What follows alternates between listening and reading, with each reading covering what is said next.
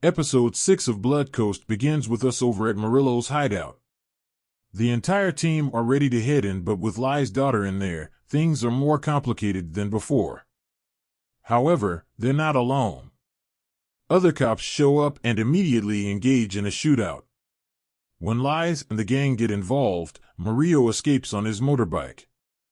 At the house, Lais heads in with Alice and they find Fanny and her daughter alive, hiding in the bath. They're saved from this ordeal and taken to the police station to get checked out.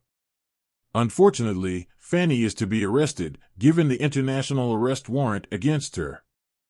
Zoe is to stay with Armand for now.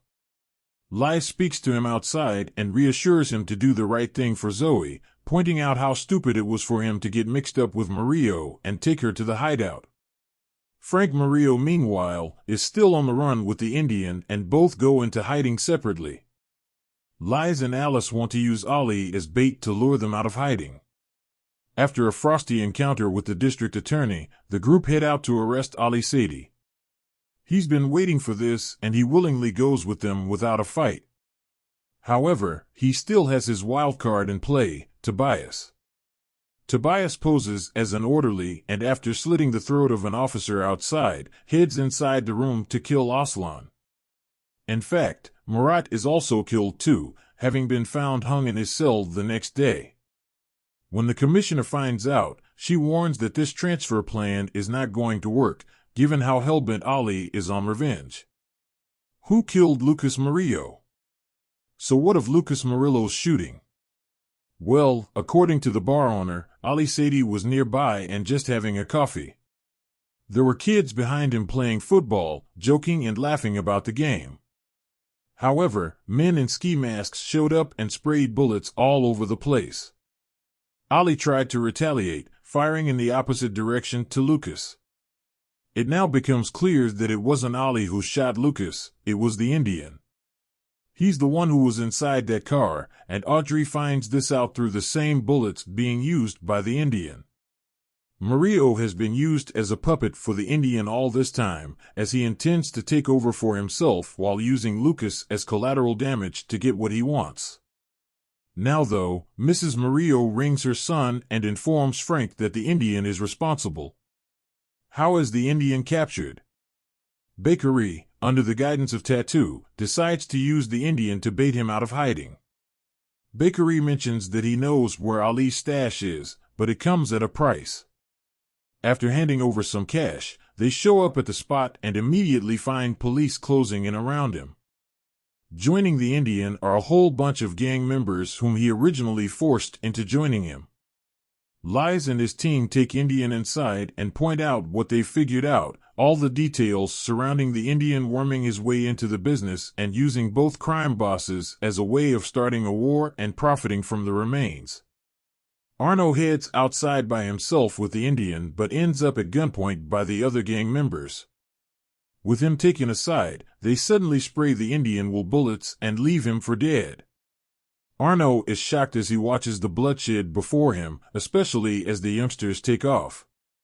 What happens to Murillo? Lais makes his decision and decides that Arno can go to Miranda and admit everything.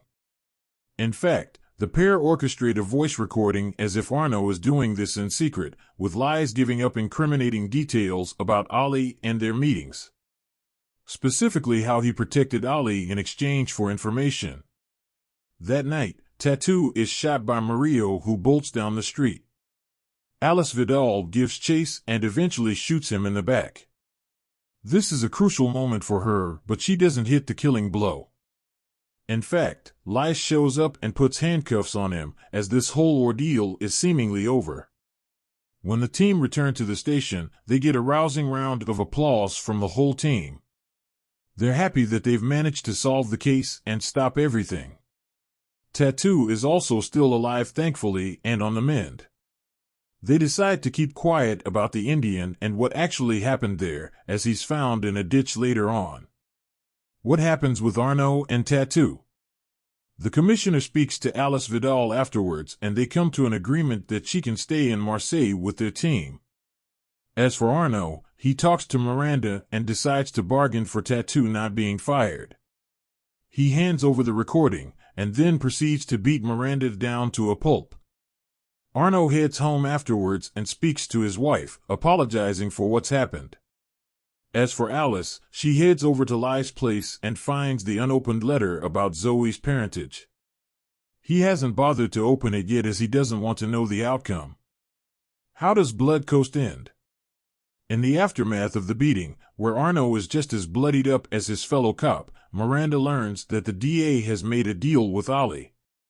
They've both got their closure and decide to kiss, because of course they do.